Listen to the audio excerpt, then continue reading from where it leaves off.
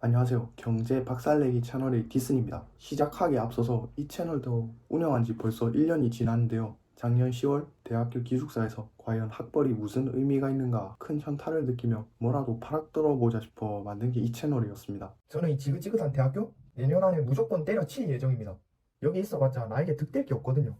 물론 지금도 조금 늘어난 자산 이외에 상황이 크게 나아진 건 없지만 경제적 자유를 향해 여전히 한 걸음씩 나아가고 있습니다. 단순히 부자가 되는 걸 넘어서 시간과 돈으로부터 자유로워지기 위해 배당 투자에 대해 공부하고 있는데요. 오늘은 배당 투자에 대해서 파헤쳐보고자 이 영상을 만들었습니다. 어떤 종목을 골라야 하는지, 초배당주는 왜 위험한지, 세금은 얼마나 나오는지, 배당으로 노후 대비를 하려면 대략적으로 얼마를 투자해야 하는지 등등 같이 알아보도록 하겠습니다. 우선 배당이 뭘까요? 우리가 돈을 예적금에 넣으면 은행에서 이자를 나눠주듯이 주식회사에서 주주들에게 나눠주는 돈이 바로 배당인 겁니다. 배당이 안정적으로 잘 나오는 기업은 그만큼 재정적으로 튼튼하다는 거겠죠. 기업 입장에서도 투자자들을 좀 더 모으려면 영업을 잘해서 주주들에게도 배당을 잘 나눠주면 되고요. 이때 투자한 금액 대비 1년에 배당금이 얼마 나오는가 비율로 따진 게 배당 수익률입니다. 예를 들어 어떤 종목에 1,000만 원 투자했는데 1년 배당이 20만 원이라면 배당 수익률은 2%인 셈입니다. 보통 개별 종목이 배당률이 3% 정도만 되어도 괜찮다고 평가가 되고 있습니다. 인기가 많은 개별 배당주로는 코카콜라, 리얼티인컴, 존슨앤존슨, 스타벅스 등이 있는데 이렇게 조금만 찾아보면 여러분들이 캐시플로우를 늘려줄 종목들이 있습니다. 국내 쪽으로는 삼성화재, 현대자동차, 그리고 여러가지 금융지주 등이 있겠고요. 참고로 금융지주는 금융업, 즉 은행이나 보험 등과 관련된 사업을 하는 회사인데요. 예를 들어 KB금융지주나 하나금융지주가 있겠네요. 하나금융지주의 배당률은 연간 4에서 5% 정도 됩니다. 금융지주사는 최근 실적 개선과 주주 환원 정책을 더욱 밀어주고 있는 추세라 배당을 안정적으로 지급하고 배당 수익률 또한 꾸준히 상승하고 있습니다. ETF로는 슈드, 제피, 잽큐, 미국 배당 다우존스, QYLD, 한국 부동산 리츠 인프라, 그리고 일드맥스에서 운용하는 기상천외한 초배당 ETF가 있습니다. 일부는 연 50% 이상의 미친 배당률을 보여주기도 하고 배당도 매월이 아닌 매주 지급하는 만큼 겉보기에는 무척이나 파격적인데요. 물론 배당을 자주 많이 준다고 해서 무조건 좋은 것만은 아닙니다. 만약 그랬다면 대부분 사람들이 예적금 싹 다 깨고 마치 교과서처럼 거기에만 올인했을 거니까요. 재테크의 세계에는 하이 리스크, 하이 리턴이라는 말이 있죠. 보통 이런 초배당주들은 배당을 늘리기 위해서 커버드 콜, 레버리지, 코인 시장 추종 같은 여러 가지 운용 전략을 사용하는데 문제는 이러한 전략이 오히려 리스크를 높일 수도 있습니다. 대표적으로 커버드 콜의 원리에 대해 간단히 설명하자면 주식 구매와 동시에 콜옵션 판매를 하는 방식입니다. 이 콜옵션 판매 방식 때문에 주가 변동성은 작아지고요. 운용사에서는 수익을 늘려서 배당을 많이 지급하기 위해 콜옵션을 겁나게 많이 팔아제낍니다. 옵션 판매가 곧 돈이거든요. 도대체 무슨 말인지 잘 모르시겠다면 제 블로그에 있는 해당 게시물을 천천히 읽어보셔도 좋을 것 같습니다.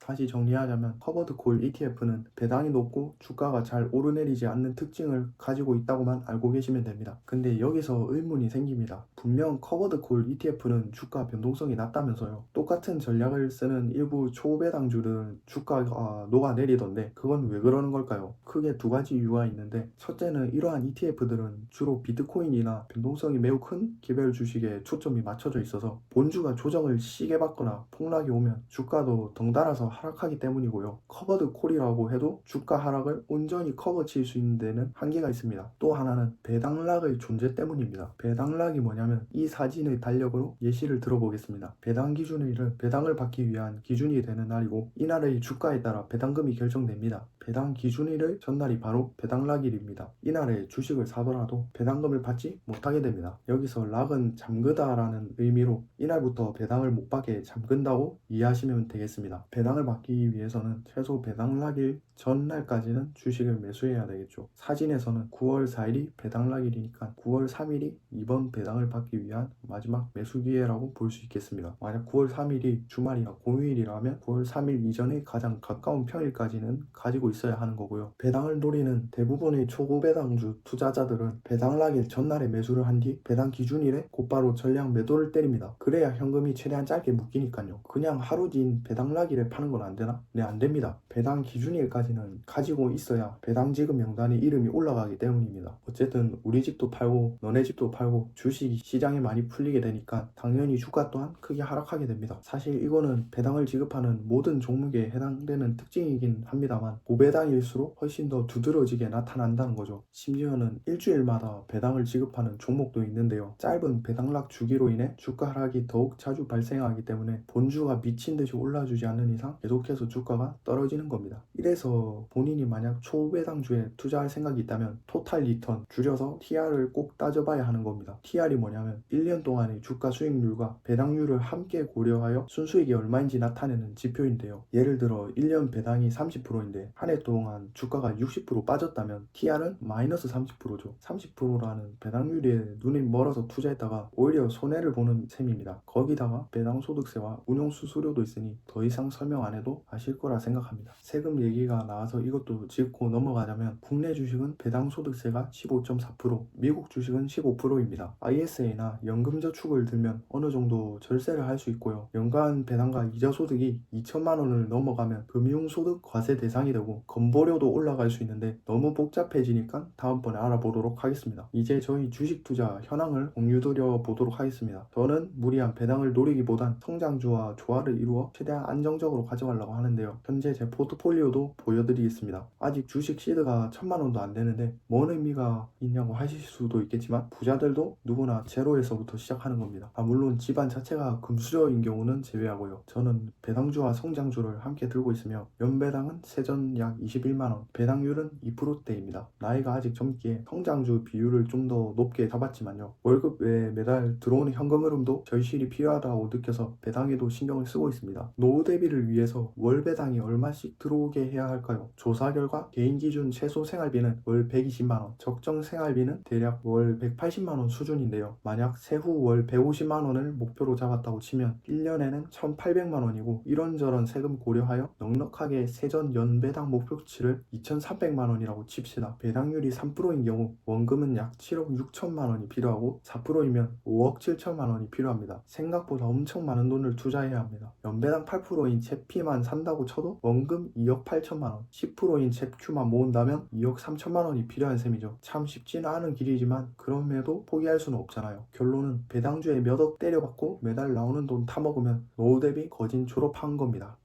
는 아니고 앞서 말씀드렸듯이 세금과 건보료 부담이 있고요. 또 인플레이션으로 인해 그때의 화폐 가치는 지금보다 떨어지겠죠. 따라서 포트폴리오를 좀 더 심도 있게 짜거나 수시로 리밸런싱 해주고 다른 자산에도 분산 투자를 하는 게 좋겠네요.